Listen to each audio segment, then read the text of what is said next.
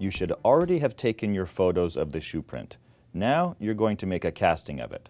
We're going to cast that shoe print so that we can get those fine points of detail that a picture doesn't pick up. What I have here is I have 2 pounds of dental stone and 10 ounces of water.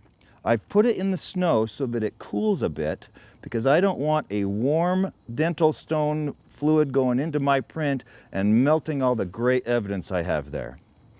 This dental stone, I've got in a Ziploc bag. This makes it very easy for me to mix it up really well, and then to distribute it, because I'm just going to clip a corner of this Ziploc bag to pour it in very carefully. In colder temperatures, adding a 2-gram packet of potassium sulfate will speed up your curing time. Pour a little bit in, mix it up a little bit. And it's really important that I don't let any of this mix get clumpy.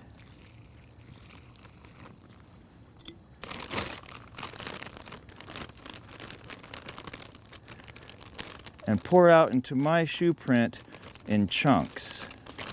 I'm gonna take this top, close this down. And I'm looking for a mix about the consistency of pancake batter with no clumps, and getting the corners in there. There's a little bit of a reaction that creates some heat when this goes in and mixes with the water.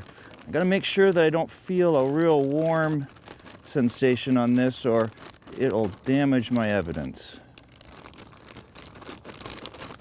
I'm gonna get down here, I'm gonna clip the end off so I have a very small little opening there.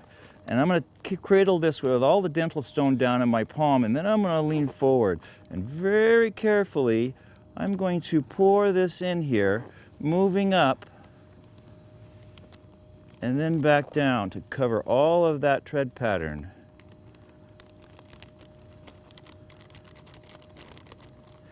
Starting to get a little cold there.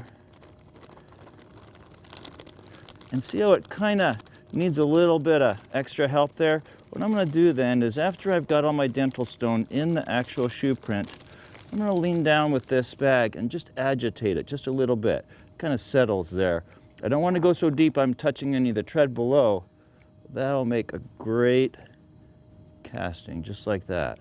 In very cold temperatures, or when there is excessive water in the bottom of the impression, sprinkling some dental stone into the bottom of the impression prior to pouring the mixture is a good idea. When you remove the casting from the snow, do so gently so as not to break it. And don't try and remove the snow and ice. We're just going to set that out and let it dry normally.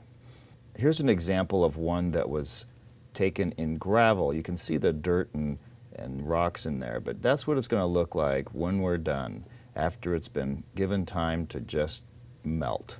When you place it in packaging, make sure you use a box that gives it ample room, but not so much that it'll slip around. Like in this box, I'll want to put some additional packaging materials around it.